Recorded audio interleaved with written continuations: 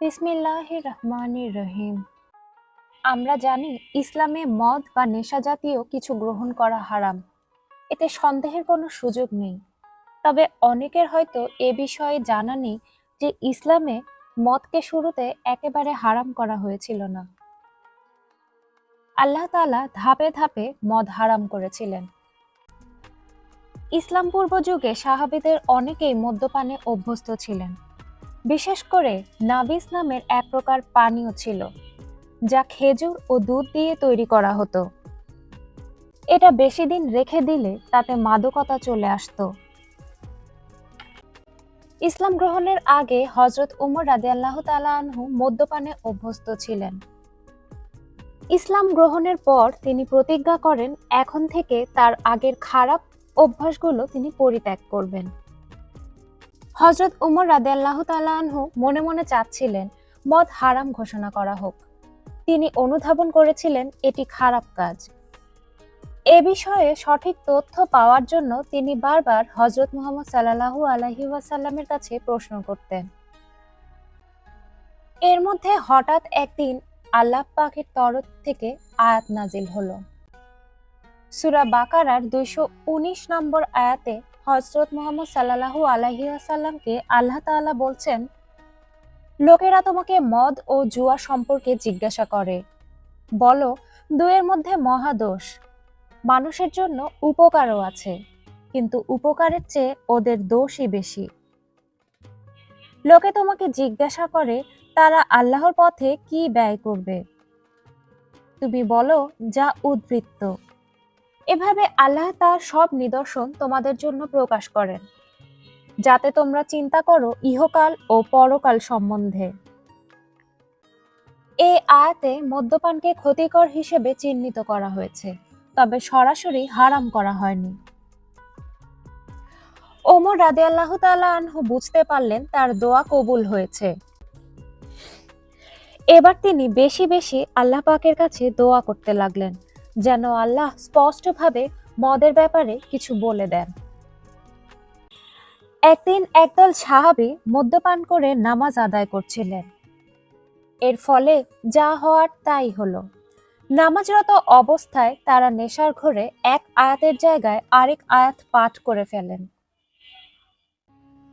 এই ঘটনার পরে আল্লাহ তাআলার তরফ থেকে এবার আয়াত নাজিল হলো, হে তোমরা যারা ঈমান এনেছো, নেশাগ্রস্ত অবস্থায় নামাজের ধারে কাছেও যেও না, যতক্ষণ না বুঝতে সক্ষম হও যে কি বলছো।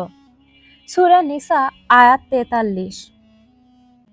এই আয়াতে আল্লাহ তাআলা সরাসরি ভাবে বলেছেন নেশাগ্রস্ত অবস্থায় নামাজের ধারে কাছেও না যেতে।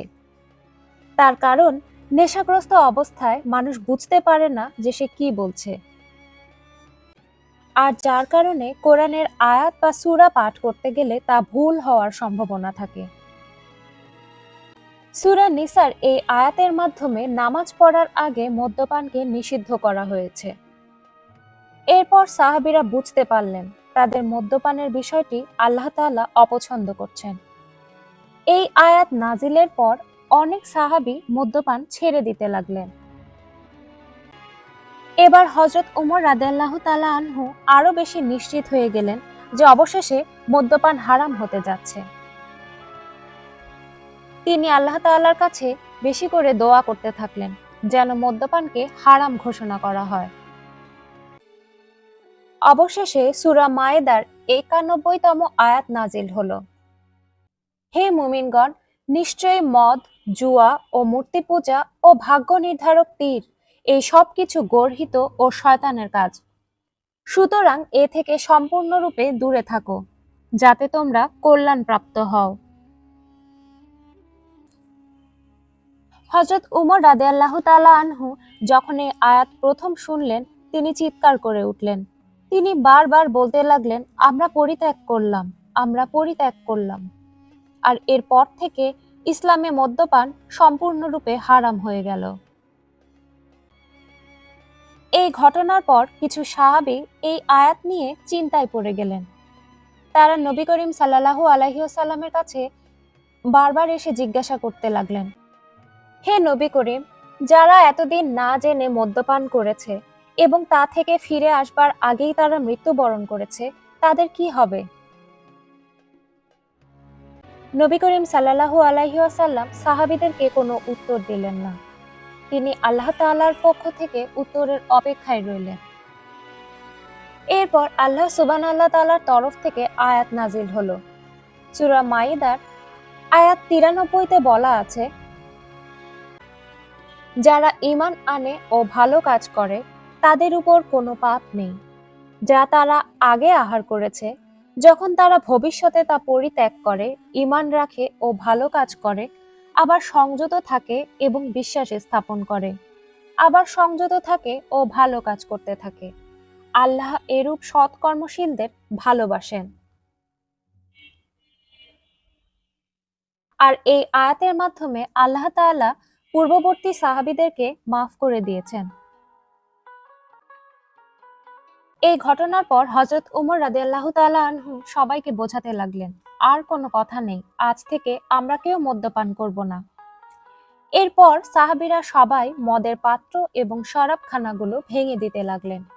ইসলামে মদ হারাম হয়ে গেল। এই ঘটনা থেকে বেশ কিছু বিষয় শেখার আছে। প্রথমত, আল্লাহ তাআলা মদ্যপানের মতো একটি ঘৃণিত কাজ একেবারে হারাম করে দেননি।